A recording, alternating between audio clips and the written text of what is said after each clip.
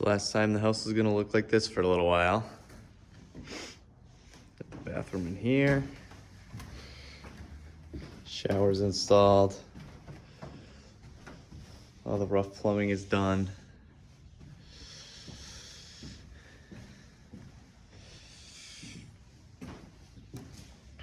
Everything framed out.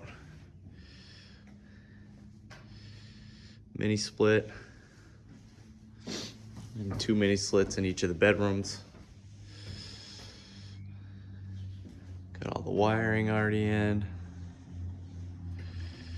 200 amp panel over there.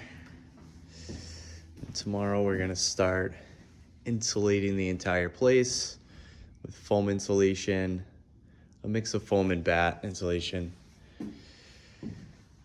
and drywall by the end of the week. So we're well on our way. Stay tuned.